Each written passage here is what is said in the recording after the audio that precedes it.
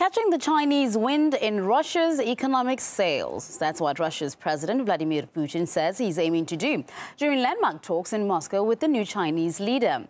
We're now looking at live pictures of the two leaders who are just waiting there to give a joint news conference at the Kremlin. You can see that journalists are from both China and Moscow and all around the world just sitting there taking questions with the two leaders. Now, key energy deals have already been signed, including on the construction of a gas pipeline to China, the world's biggest energy consumer. President Xi Jinping chose Russia as his first foreign destination since taking office earlier this month. And just to remind you, Vladimir Putin also chose China for his first trip after being elected for his current term.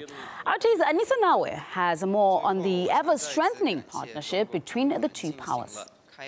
Let's not forget that Vladimir Putin picked China as his first stop in this term as president. Now the favor is being returned. Xi Jinping's first visit abroad here to Russia. Certainly not a coincidence, at least that's not the way it's being seen, but as a sign, a symbol, even a message perhaps to other leaders, to other nations, that this partnership is a strong one and it's only growing at the forefront. Economic cooperation and a joint interest to break the Washington consensus around the world and transform the global stage into a multipolar one. Pushing two powers together. A common goal to shift global balance is forging a tie between Russia and China that could soon be unbreakable. A new Chinese leader, his first stop, Moscow. Something surely Washington must notice, but is brushing off. No, they don't take it seriously at their own peril. Russia and China, fellow BRICS, major trade partners and team players at the UN Security Council, where the two often stand up against intervention and aggression. Moscow and Beijing have seen the impact of NATO-backed attacks, and they don't want the instability that Washington seeks in the Middle East. Beijing and Moscow want to do business. China is booming, and Russia is right next door. The potential for gas deals and pipelines are vast as soon as the two can agree on a price. Russia also sees China as a way to diversify its economy, like helping tap untouched water sources in the east and investing in the west. Now they could join forces on cooperation militarily. That is the inevitable, I think, result of the type of U.S. Asia-Pacific pivot that is threatening China on one side, and the NATO increasing military encirclement of Russia on the other side. The more the U.S. pushes its agenda in certain parts of the world, the closer they push Russia and China together. That opens the door for growth and enormous economic ramifications. The nations that make up the BRICS group may be divergent, but experts now see they are much more than an acronym coined by a guy at Goldman Sachs. And the BRICS are developing fast.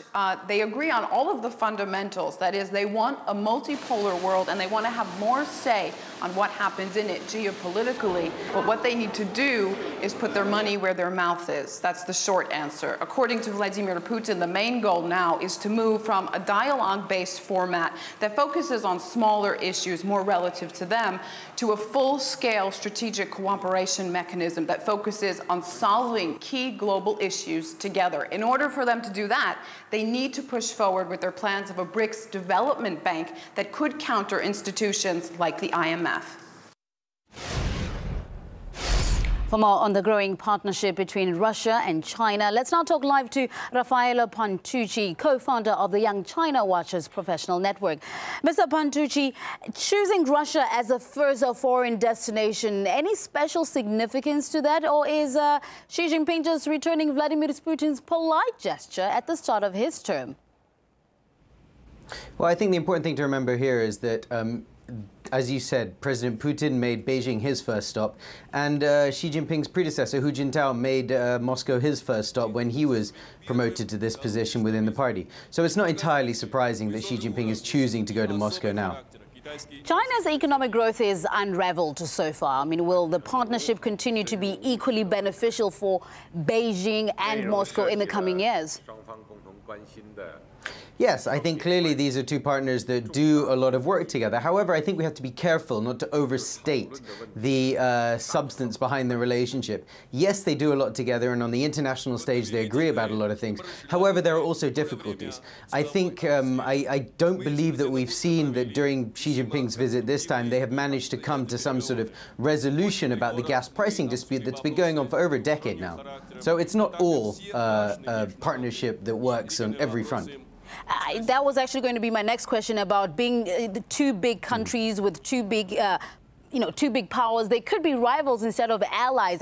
What else do you foresee in terms of, stuff that they wouldn't agree on? I mean, we know that the gas pricing is one issue. What other issues do you foresee that they might not necessarily agree with?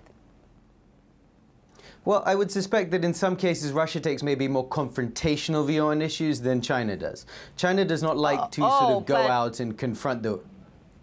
Yes, go on. That's a bit harsh rhetoric coming from, to say that Russia takes a much harsher stance than China. Most people would say... No, for example, if we look at an issue like Syria, we look at a question like Syria, where Russia has been quite outspoken in its support of the Assad regime and has been at the forefront of sort of countering Western rhetoric against it. China, on the other hand, really hasn't said much and stayed very quiet in the background. And that's very much in tune with sort of China's approach to international affairs. It likes to sort of stay much more in the background, whereas Russia maybe likes to be more forward. I'm just following what you're saying here. I would say that China has always agreed with Russia's stance, particularly on Syria. Whether they've been, I don't think they have not been vocal, to say the least. But let's talk about the BRICS. Putin says the BRICS group of emerging nations is only there to help the world economy, not to compete with Western states and organizations. Do you think that's true? I'm sorry, could you repeat that question? President Putin says that the BRICS group of emerging economies is only there to help the world economies, not to compete with the Western states and organizations. What do you make of that? Well, I think that the BRICS is still a relatively unformed entity. It's not entirely clear to me what it's actually going to do. At the moment, it seems to be a grouping of up-and-coming powers that sort of meet regularly and agree on certain things. However, on other things, I think they probably disagree as well. And also, we're dealing with 5 countries here that are at very different stages of their sort of development path. Raffaele Pantucci, co-founder of the Young China Watchers Professional Network, thank you so much for your time and being on our team.